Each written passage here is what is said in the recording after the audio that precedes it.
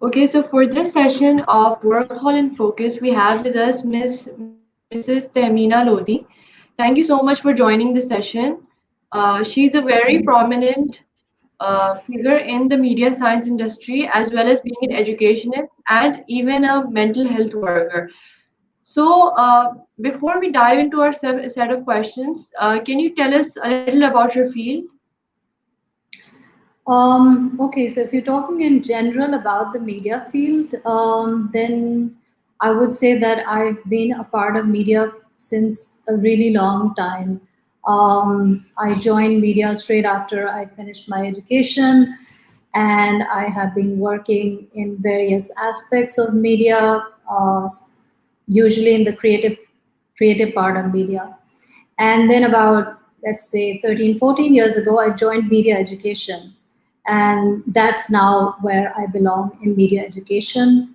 But I've been working with the media industry simultaneously while I've been in education, because it's really important to be connected to the industry while you're in education. So that's basically what I've been doing since I joined the working place. Yeah.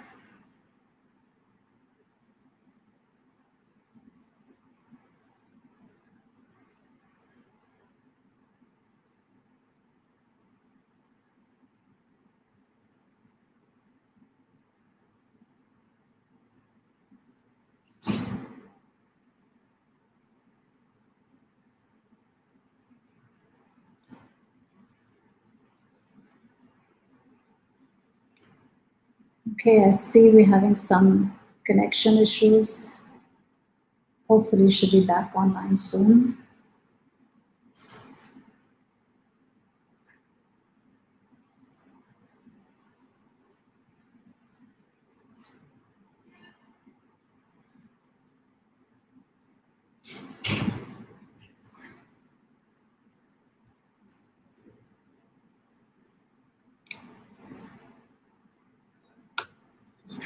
Yes, can you hear me?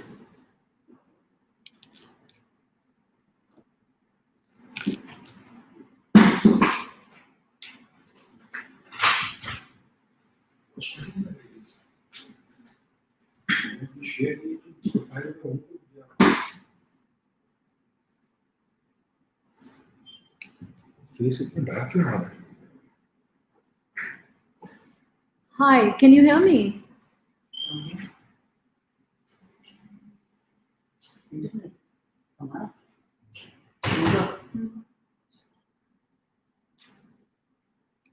I'm sorry, I can't hear you.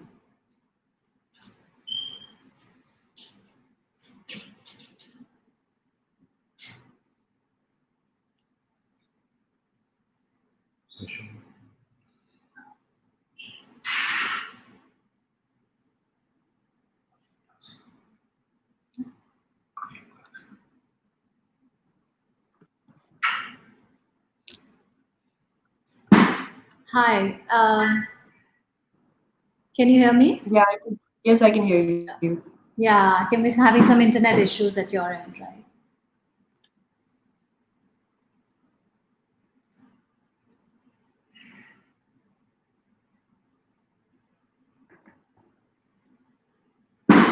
Right. So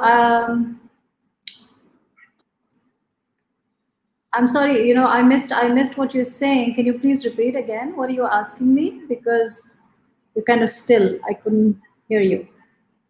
Okay, so what I was saying, before we delve into the questions, can you like tell us a bit about your field, because you're doing so much stuff at the same time. So I think our audience would like to know a little bit. Okay, so if you're talking about the various fields that I cover, that's quite a few, but I'm primarily in media education. And I have been for the past 16, 17 years, I've been in media education. But along with media, I've been doing other things as well. So we'll get to that later, but primarily the field that I've been working is in media education. Plus, I've also worked in the media field in various capacities. So that's my interest in working in the media industry as well. But my focus is on media education, and currently, like I am heading as a principal at the Ziauddin College of Media Sciences. I'm working as the principal of the Media College over there. So our first question is, it's 2020 and a lot of women are breaking barriers. Okay. So it's 2020 and a lot of women are entering the media industry and they're breaking all sorts of barriers. So what do you think about this? Right. So I think women have always been breaking the barriers. It's not just right now. Over the course of history, I think we've had very prominent women doing very prominent things. It's just gone unnoticed, maybe. But now, because of the kind of platforms we have, things can't go unnoticed. So I think it's not about that in 2020 or maybe like a decade ago, women have been breaking barriers. Women have been breaking barriers throughout centuries, doing various different things. It's just that now we have the platforms where we can kind of put ourselves out there and say, hey, look, this is what we're doing now. So I think it's all about the platforms that we have. That is so true. And our next question is, as someone that's quite proficient in media sciences, what necessary skills do you think that a student must possess if he or she is looking to make a career out of their industry, out of it? Right. So, skills, when it comes to media, a lot of people think it's all about skill. Of course, it's all about skill. You do need the required skill set to be in the media profession, especially if you're going towards a technical side in media. But I really feel skills is something that can be taught and learned, right? So I don't think that you need to have prior set of skills. What you Okay, I think we've lost our host, but I'll just kind of continue with the question just for the audience. So I think what you really need is the passion in media, because this is one field that requires a lot of kind of hard work, a lot of commitment, a lot of dedication. Not that other professions don't, but I think in this field, unless you have the real passion to do what you're doing, it's very difficult to get past. So when you say, I want to join media and what kind of skills should I have, I really feel that if you go into any kind of professional grooming, or if you go into any kind of a college or university where media science is being taught, I think that the program kind of teaches you. So you don't have to already worry that, oh, a lot of students would say things like, I'm not good at drawing, I'm not very creative. So I think that all those kind of things should not really be like a prerequisite to come into media studies. I think those are the kind of skills that we teach you when you join a program in media sciences. And a lot of students who are coming from different backgrounds of pre-engineering, medical, BBA, and they feel that maybe media sciences you need like certain skill set to come in, but actually we've seen over a period of like more than a decade that I've been in this education field that I think any kind of student comes in and kind of adapts. The only thing that is required is like the passion, which I really feel is really important. So, hi, you kind of broke up, but I continued with your question just so the audience could stay with us. Right, and plus I can't hear you.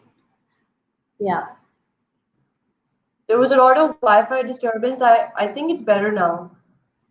Sure. I think I'm just going to continue with the question, the Please answer, continue. if drop off. Yeah. Yeah. So I kind of gave the entire thing about, how what is important, like what kind of skills are important. So my briefly, I just don't want to repeat again, but briefly, I think skills are something that can be taught and learned, but passion is what you need to be in media. That is extremely true. Further question is, to follow up this question, there are a lot of changing trends. What do you think are the most prominent trends that are in the media? I think that's not even a question to ask me. I think everybody knows that the upcoming trend in media is just going digital. Everything is going digital, especially, I don't even want to speak about this COVID thing, but we can't ignore it. And I think so much has changed our perspective, and media has completely taken all its business online. You've seen so many examples of so many businesses coming online, and that is only because everything is going to move towards digital. So I think that if you're going to go towards media, you have to be really really open minded as to what kind of avenue you want to take. And I think the next biggest avenue in media is going to be digital.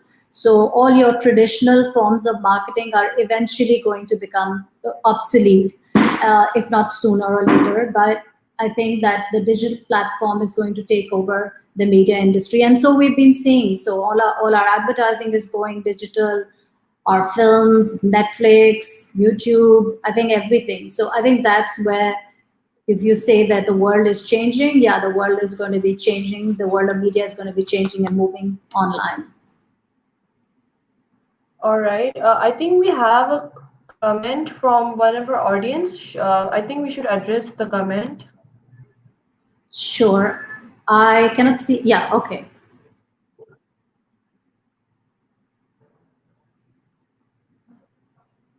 Right.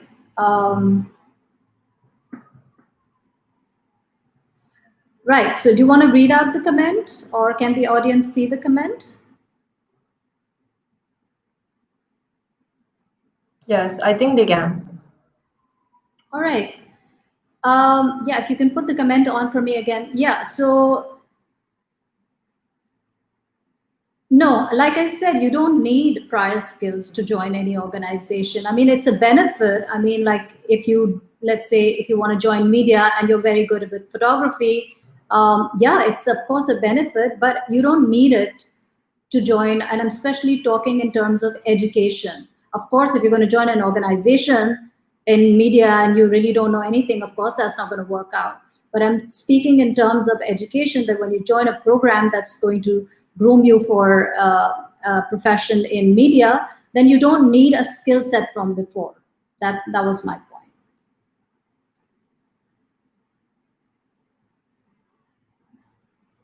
Our next question is, as a mental health worker, what do you think are the biggest misconceptions that people in Pakistan mostly think about mental health? Okay, I'm glad you brought this up. And honestly speaking, I could like go on and on about this topic because it's very, very close to my heart now. I started working in the profession of mental health, let's say like maybe a year ago, a little bit more than a year. Actually, yeah, a little bit more than a year now. So misconceptions, of course, the misconceptions are that, um, what is mental health, first of all? Do people will know what mental health is? Because as soon as you talk about mental health, people start thinking that you're crazy, there's something wrong with you. Actually, it's not like that. I think so many people don't even understand the concept of mental health, and why is it important to look after your mental health. And it's so much of a taboo topic here. You don't tell people that, I'm in depression, or I feel unwell, or I'm having suicidal thoughts, god forbid. So people are really scared to talk about this. But what I'm really happy about is that now a lot of awareness is coming in. I'm training to be a humanistic integrative therapist, and I'm already a practicing therapist as well. And I just very recently completed my diploma, so I'm feeling very happy about that. So I'm seeing a lot of clients, and I see that people really do have genuine problems, and it's not only for people who are, let's say, really really ill that need to go to a mental health specialist. I think anybody who's just suffering or just needs some like different perspective on their lives can go and see a therapist or a counselor. So I really believe, and especially for the young generation, because I feel that they have so much inside them and they're just unable to express themselves. So if you can get professional help, I think that's really cool. And I wish I had that when I was growing up.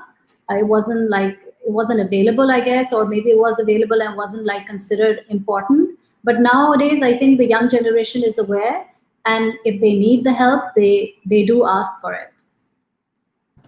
I So just yeah, hope that people stop looking at it as a taboo and educate themselves on this topic. yeah, And yeah, you're right. I really hope that in the coming future, people really do educate themselves. So Yeah. our next question is, as a prominent educationist, what do you think is formal education is important, as well as fine tuning your skills, like creativity and problem solving? Why do you think formal education is important as well as fine tuning your skills? Okay, so of course, I've been in education so long, so I'm going to say yes, formal education is important. And of course, formal education, especially in the field of media, is important because it gives you authenticity, it gives you credibility. If you've done, let's say, a degree program from XYZ university, and you go in with a degree to an organization, of course, you're going to be respected, appreciated, given a chance to be an employee there. So of course formal education is really important, and um, during your formal education it gives you like various perspectives of the thing that you're studying, right? Because in media you find a lot of people who are very skill based, but they don't have the formal education, right? And unfortunately or fortunately, you can say, when you do want to apply to, let's say, multinationals or big organizations and big advertising agencies, of course they will look at your credibility or where you've done your program from. So I think formal education plays a huge role in giving you like kind of the platform for reaching your goals. And as far as skills and creativity is concerned, I think that skills and creativity is something that, of course, you're groomed for in the universities or colleges that you go to. But a lot of it comes from your own interest and passion yourself, a lot of it comes from there. But formal education does give you like a step ahead of somebody who's probably not done a formal education, just has the skill set. Our next question is, who do you think is the biggest inspiration for you, especially in arts, as you have a passion for arts? Okay, for arts, honestly speaking, whenever this question is asked to me, like, who is your inspiration and who, do you look up to? Um, I'm not really sure I have an answer for that. And it's not because it's like I'm being very narcissistic or something, but I think the only thing that I really feel that I'm inspired by is like, I want to be better than who I am today, you know? So I am my competition, because there are so many wonderful, talented, genius people out there. I mean, how many can I name? It would be injustice if I say, oh, I'm inspired by Picasso. So where would Van Gogh go then, or where would Leonardo da Vinci go? So I really can't say there's a list of people that I'm inspired by. I say this to everybody that of course it's good to have inspiration. It's good to like look up to people, but I think you are your own competition. So if I want to improve myself, I want to do it at my own pace, and I want to improve myself to be a better person tomorrow than I am today. So if you say who's your inspiration, I'd just say myself. I totally get that. And so our next question is, for people wanting to enter your field, what are the most important ideas that you think they should follow? Who wanted? Are you specifically talking about the field of media education, or are you talking about media? Media, like both of them, but like concepts and ideas that you think are very important for them to know, especially if they want to enter this field. Okay, so whenever like students come in, we have like two aspects of media. One is the aspect of the creative aspect. Are you a creative person? Can you think of ideas that are out of the box? Can you create? Are you very good with softwares? Are you like technical? Or are you somebody who's good with marketing, or your PR is good? So when you come into the university, you're given these different set of courses that you do. And then during the courses, you find out where your forte is. So when I was studying, I think my forte was more towards the creative side. I was not very good with the marketing side, right? So then I pursued the creative side. And so I did, so I also paint, I became a painter, I worked as a production designer. So, that's where all the creative part would be. So I think that what you really need to do is not kind of overburden yourself. You join up, if you're just generally interested in media, you come join a program, and there you will discover so much that what it is. I mean, it's too early for me to say, oh, there is this and there's that, because there's so much. There's a whole technical side to it, there's a whole marketing side to it, there's a whole creative side to it. And now that things are moving digital, there's a whole digital world out there. So I really feel that there are so many avenues in media sciences.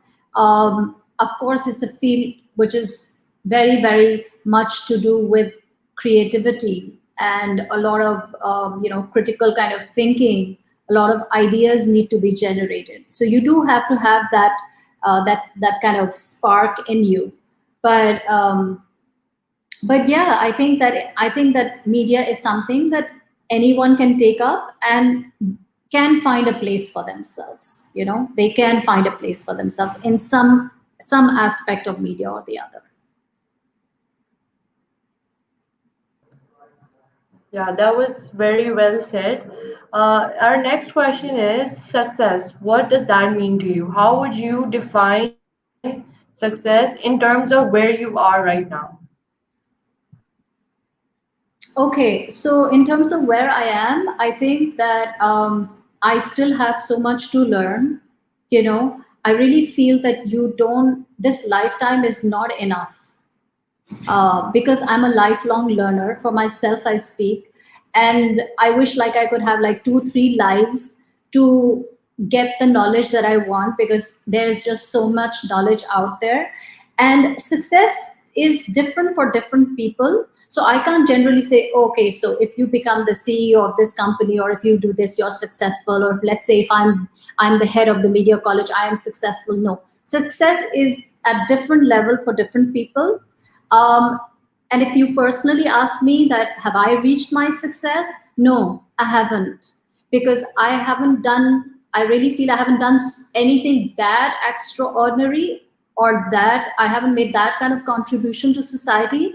And when I do that, and maybe I might just do that in the sphere of mental health.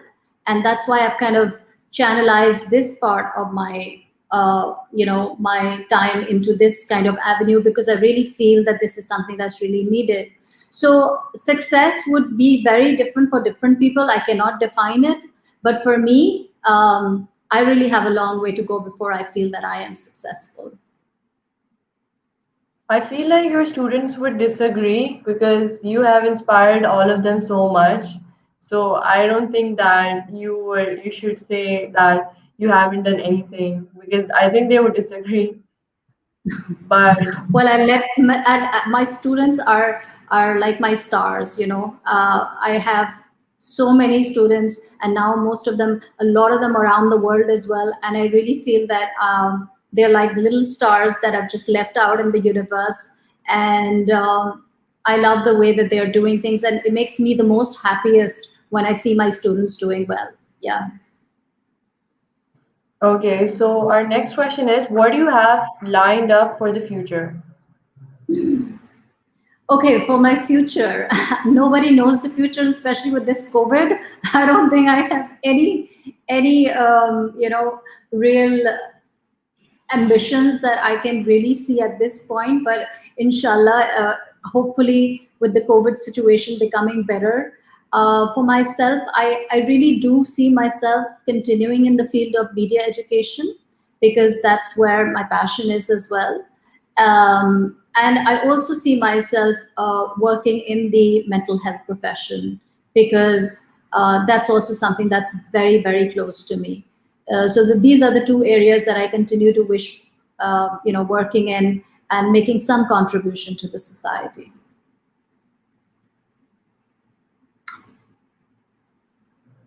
Okay, so before we end the session, what are some wise words that you would like to impart aspiring entrepreneurs? Okay, so for entrepreneurs, I think Pakistan is a great place. And, especially again, I'm talking about COVID, but the thing is that so many people have started, I mean, they've lost so much work as well, but so many young people have started their businesses online. And it's amazing. I mean, just go on to like Instagram and you'll have like 10 people I know who've started like food business, and 10 people who started like, you know, little kind of jewelry and clothes. And so I think Pakistan is a fabulous place for entrepreneurs, right? But what I would say to them is like, do something that is like true to yourself, even if it's something really, really small. I mean, don't give up on something small and work with honesty and dedication on it, and kind of believe in yourself and don't be afraid of failing, because if you don't fail, honestly, you don't learn. So from failing, you grow. So don't be afraid of failing. Just take your idea, take your business out there, experiment with it. And if you fail, it doesn't matter. And also like remember that only you are there for yourself. Okay. So, I mean, even though we think like we have this person, but actually in real, only you are there for yourself. So make yourself happy because you deserve it. Very well said, ma'am. From behalf of Work Hall and I, we would like to thank you for this invigorating session. It was very informative, and we hope to see you soon in our next session. And good luck in all your endeavors, and we wish you all the best. Thank you. Thank you for having me. Okay.